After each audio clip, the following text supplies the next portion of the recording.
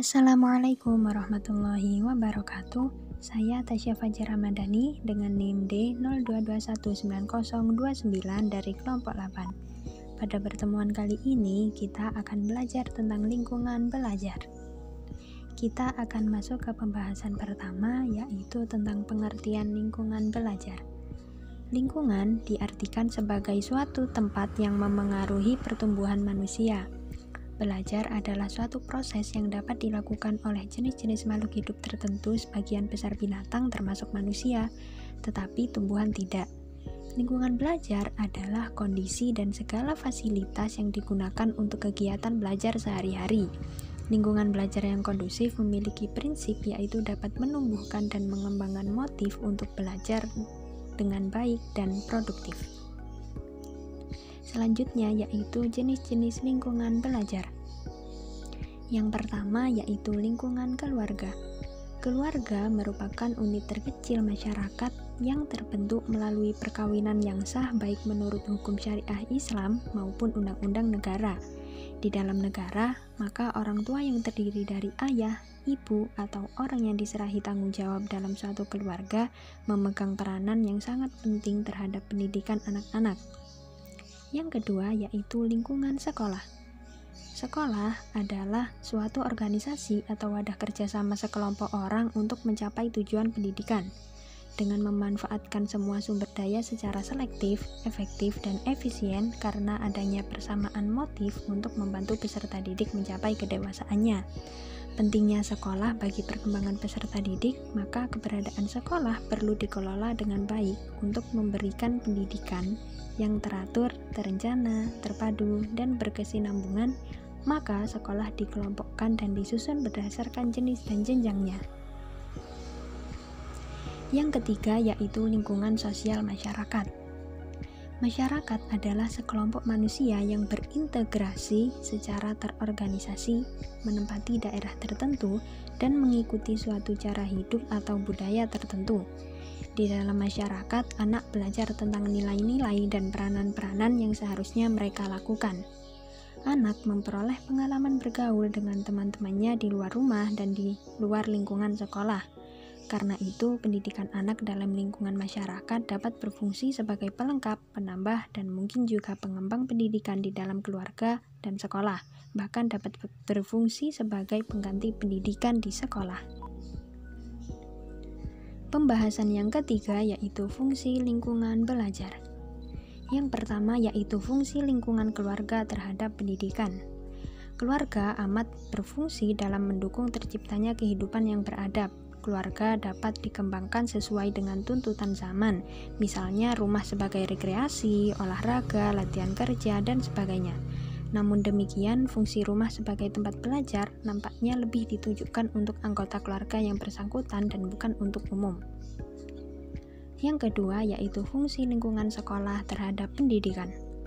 Lingkungan sekolah diadakan sebagai kelanjutan dari lingkungan keluarga. Sekolah berfungsi sebagai pembantu keluarga dalam mendidik anak. Sekolah memberikan pendidikan dan pengajaran kepada anak-anak mengenai apa yang tidak dapat atau tidak ada kesempatan orang tua untuk memberikan pendidikan dan pengajaran di dalam keluarga. Yang ketiga yaitu fungsi lingkungan masyarakat terhadap pendidikan.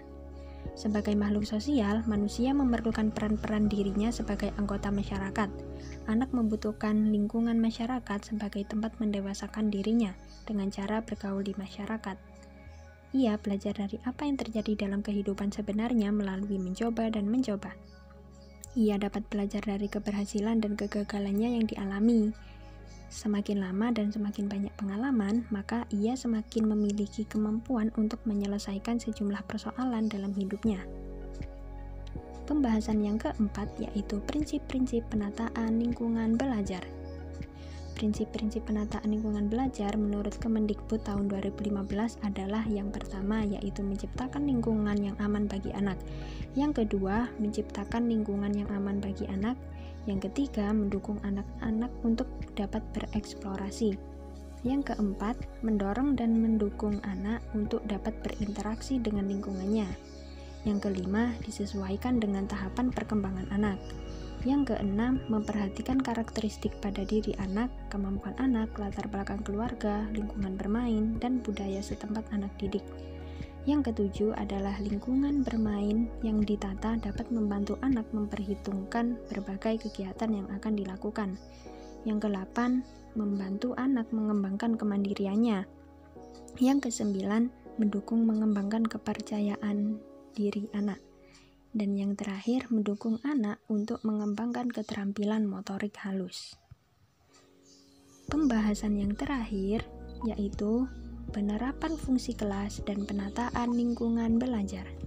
Yang pertama yaitu ada penerapan fungsi lingkungan keluarga terhadap pendidikan, seperti membiasakan anak bangun pagi, mengatur tempat tidur dan berolahraga, membiasakan anak mandi dan berpakaian bersih, membiasakan anak turut membantu mengerjakan tugas-tugas rumah, membiasakan anak mengatur dan memelihara barang-barang yang dimilikinya, membiasakan dan mendampingi anak belajar atau mengulang pelajaran atau mengerjakan tugas sekolahnya, dan masih banyak kegiatan-kegiatan baik yang bisa dilakukan oleh lingkungan keluarga terhadap pendidikan. Yang kedua yaitu penerapan fungsi lingkungan sekolah terhadap pendidikan, yaitu membiasakan siswa berbudaya salam, sapa, dan senyum, tiba di sekolah mengucap salam sambil salaman dan cium tangan guru, menyapa teman, satpam, penjual di kantin atau cleaning service di sekolah, menyapa dengan sopan tamu yang datang ke sekolah, membiasakan siswa berbicara dengan bahasa yang baik dan santun, dan masih banyak lagi kegiatan yang dilakukan di lingkungan sekolah. Lalu penerapan fungsi lingkungan masyarakat terhadap pendidikan, yaitu bisa dengan membiasakan gotong royong, membiasakan anak tidak membuang sampah dan meludah di jalan atau merusak fasilitas umum, dan menegur anak yang melakukan perbuatan yang tidak baik. Dan masih banyak lagi kegiatan-kegiatan baik yang dapat dilakukan di lingkungan masyarakat. Sekian pembahasan materi lingkungan belajar. Kali ini kurang lebihnya mohon maaf. Wassalamualaikum warahmatullahi wabarakatuh.